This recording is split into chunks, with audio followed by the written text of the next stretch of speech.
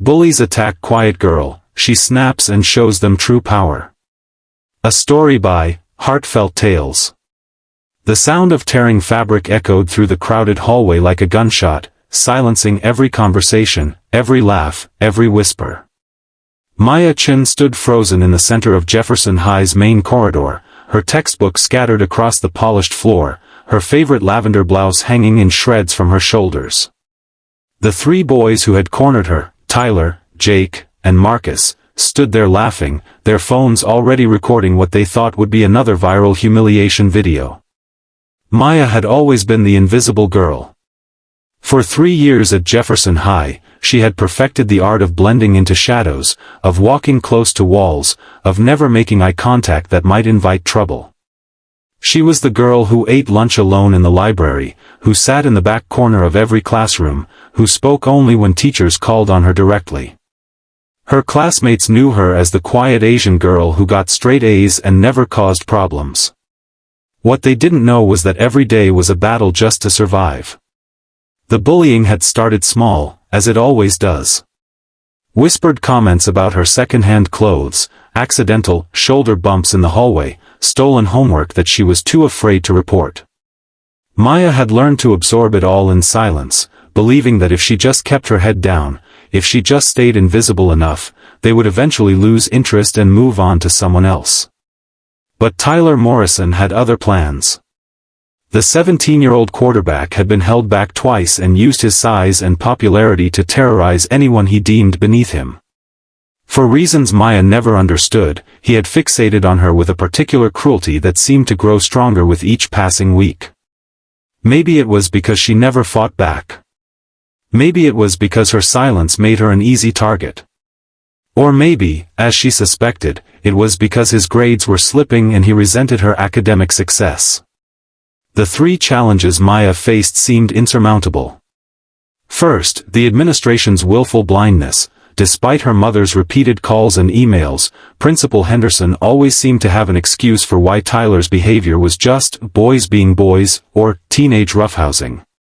The Morrison family donated generously to the school's athletic program, and Tyler's father sat on the school board. Complaining only made things worse. Second, Maya carried the weight of her family's expectations and sacrifices. Her parents had immigrated from Taiwan with nothing but dreams and determination, working double shifts at the restaurant they managed just to afford their small apartment in this district so Maya could attend a good school.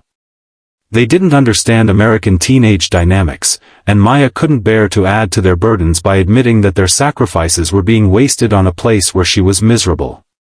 Third, and perhaps most crushing, was Maya's own internalized belief that she deserved this treatment somehow. Years of being told she was too quiet, too serious, too different, had eroded her self-worth until she accepted the bullying as a natural consequence of her existence. She had convinced herself that fighting back would only make her the villain in everyone else's story. But today was different. Today, Tyler had crossed a line that even Maya's incredible capacity for endurance couldn't absorb. "Come on, China girl," Tyler had sneered, using the racist nickname that made Maya's stomach churn every time. "Show us what you're hiding under that ugly shirt." His friends Jake and Marcus had flanked her, blocking her escape routes while Tyler grabbed the collar of her blouse. The fabric tore with surprising ease, leaving Maya standing there in her plain white undershirt while 100 phones captured her humiliation. The laughter was deafening, but underneath it, Maya heard something else, something that changed everything. She heard her own heartbeat. Not the rapid, panicked rhythm of fear that had accompanied her through 3 years of torment, but something steady and strong and furious. In that moment, something awakened in Maya that had been sleeping for far too long. What Tyler and his friends didn't know, what nobody at Jefferson High knew, was that Maya Chen had been practicing martial arts since she was 6 years old. Her grandfather had insisted on it, telling her mother that a girl needed to know how to protect herself in any country. Every weekend for 11 years, Maya had trained at Master Lu's traditional Kung Fu academy across town, learning not just techniques but discipline, respect, and most importantly, when violence was not just acceptable but necessary. Maya had never spoken about her training because it seemed to clash with the quiet, studious image she projected. She had been taught that martial arts were for protection, not aggression, and she had convinced herself that enduring bullying was somehow more honorable than fighting back. But as she stood there, half-naked and humiliated while Tyler reached for her again, Master Lu's voice echoed in her memory, "The greatest strength is knowing when to use your power, little dragon. But when that moment comes, you must not hesitate." This was that moment. Tyler's hand was reaching for her undershirt when Maya moved. The spin kick was textbook perfect, a technique she had practiced 10,000 times but never used in anger. Her right leg swept up in a devastating arc, her foot connecting with Tyler's solar plexus with every ounce of frustration, fear, and fury she had bottled up for 3 years. The impact sent Tyler flying backward into the lockers with a sickening crash. The hollow metal rang like a bell as his body crumpled to the floor, clutching his ribs and gasping for air. But Maya wasn't finished.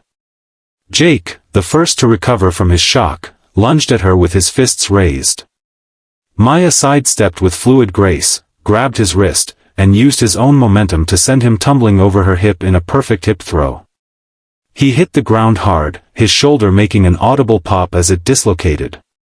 Marcus, the largest of the three, tried to grab her from behind.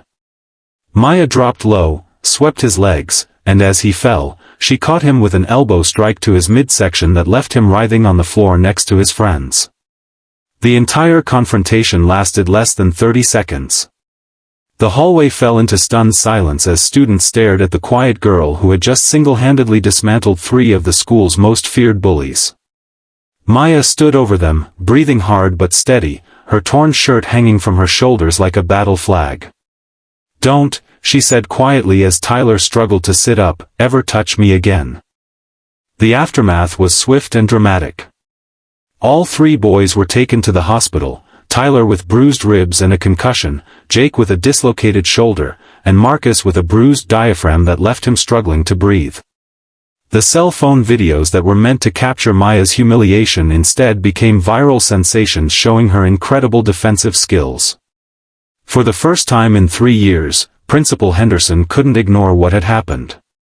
Faced with clear video evidence of sexual assault and the hospital reports of Tyler's previous victims who finally found the courage to come forward, the administration was forced to act. Tyler was expelled, and Jake and Marcus were suspended pending their own hearings. The legal ramifications were significant. Tyler's family, despite their wealth and connections, found themselves facing charges for their son's pattern of sexual harassment and assault.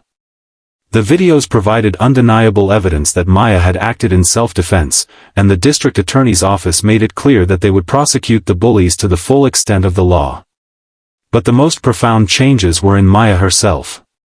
Standing up to her tormentors had awakened something that had been dormant for too long, her own sense of worth and power.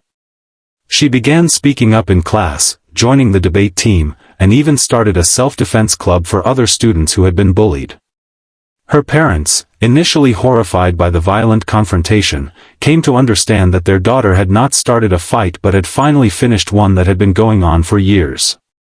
Master Lu, when he heard what had happened, smiled with quiet pride and told Maya that she had finally learned the most important lesson he could teach: strength without courage is useless, but courage with strength can change the world. The transformation wasn't instant or easy. Maya still carried scars from years of psychological abuse, and there were days when the old fears and insecurities crept back in. But she had proven to herself that she was not powerless, that she was not a victim, and that sometimes the quietest people have the loudest roar when pushed too far. 6 months later, Maya gave the valedictorian speech at Jefferson High's graduation ceremony. She spoke about the importance of standing up for yourself and others, about finding your voice even when the world tries to silence you, and about the strength that comes from knowing who you are and what you're worth. "I spent 3 years trying to be invisible," she told her classmates, "because I thought that would keep me safe. But I learned that sometimes the most dangerous thing you can do is disappear. Sometimes you have to fight for your right to exist, to take up space, to be seen and heard and respected. And sometimes, that fight looks like a spin kick in a high school hallway." The audience erupted in applause, but Maya barely heard it. She was looking out at the younger students in the crowd, the quiet ones sitting in the back, the ones who looked like they were trying to disappear. She hoped they could see that it was possible to find your strength, to claim your power, and to transform from victim to victor. Maya's story became a beacon of hope for countless other students who had suffered in silence.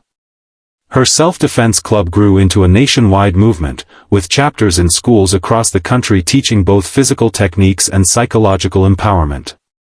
She became an advocate for anti-bullying legislation and spoke at conferences about the intersection of racism, sexism, and school violence. Years later, when Maya was asked about that day in the hallway, she would say that it wasn't the moment she became strong, it was the moment she remembered that she had always been strong.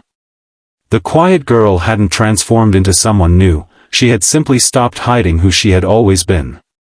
The torn shirt still hangs in her closet, not as a reminder of her humiliation, but as a symbol of her liberation. It represents the moment she stopped being afraid of her own power and started using it to protect not just herself, but others who needed someone to show them what courage looked like. Maya's story reminds us that strength comes in many forms, that the quietest among us often carry the most power, and that sometimes the most profound transformations happen not when we become someone new, but when we finally have the courage to be who we were always meant to be. The girl who once tried to disappear had become impossible to ignore, and in doing so, she had given permission to countless others to step out of the shadows and into their own power. Sometimes it takes a moment of crisis to reveal who we really are underneath all our fears and doubts. For Maya Chen, that moment came with the sound of tearing fabric and ended with the sound of her own voice, finally ready to be heard. What did you think of Maya's incredible transformation from victim to victor? Have you ever had a moment where you found strength you didn't know you had? Share your thoughts and experiences in the comments below. Your story might inspire someone else who's struggling to find their voice. If Maya's journey moved you, please show your support by hitting that like button, sharing this story with someone who might need to hear it, and don't forget to subscribe to Heartfelt Tales for more inspiring stories of courage, transformation, and the power of the human spirit. Ring that notification bell so you never miss a tale that could change your perspective or brighten your day. Remember, you're stronger than you know, braver than you believe, and more powerful than you imagine. Until next time, keep your hearts open and your spirits strong.